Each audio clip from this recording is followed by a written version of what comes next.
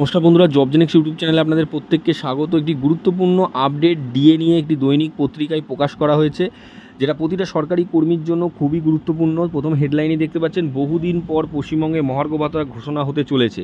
হ্যাঁ বন্ধুরা, এই হেডলাইনেই কিন্তু এই আর্টিকেলটি ছাপা হয়েছে। কি বলা হয়েছে বিস্তারিত আমরা এই ভিডিওতে দেখে নেব।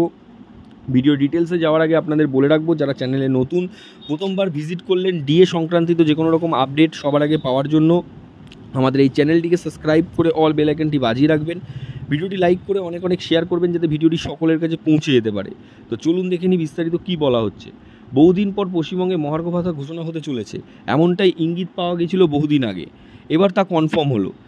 মুখ্যমন্ত্রী, অর্থমন্ত্রী ও অর্থ সচিবের সঙ্গে বহুবার বৈঠক সেরেছেন। বৈঠকে সিদ্ধান্তে জানা গিয়েছে কিছু সংখ্যক ডিএ ঘোষণা করবেন মুখ্যমন্ত্রী। উৎসব উপলক্ষে সমস্ত রাজ্য সরকারি কর্মীদের এই ডিএ ঘোষণা হতে পারে বলে এমনটাই ইঙ্গিত পাওয়া যাচ্ছে। নবান্নে এই বৈঠকের পর মুখ্যমন্ত্রী সিদ্ধান্ত নিয়েছেন 6 থেকে 12% ডিএ ঘোষণা হবে, কিন্তু এখনও কোনো রকম কিছু সংবাদ মাধ্যমে জানাননি।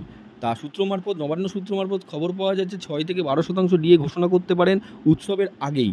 বোনাস ঘোষণা হয়ে থাকে প্রতিবার দুর্গাপুজোর আগেই, এবার বোনাসের সঙ্গে সঙ্গে ডিএও ঘোষণা হবে। এক্ষেত্রে কোনো রকম কোর্ট কেসের জন্য নয়, শুধুমাত্র রাজ্য সরকারি কর্মীদের ক্ষোভকে প্রশমন করতে এবং তাদের খুশি করার তাগিদে এই সিদ্ধান্ত নেওয়া হয়েছে বলে মনে করা হচ্ছে।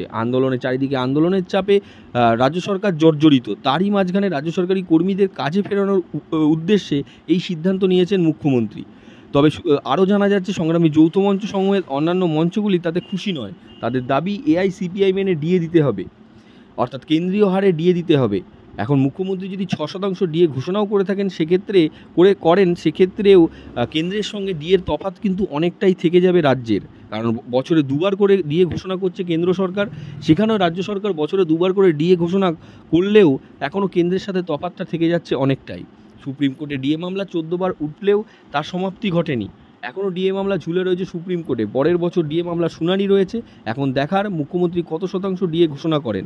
এক্ষেত্রে সূত্র মারফত যা খবর, তার 6% ডিএ ঘোষণা হতে পারে।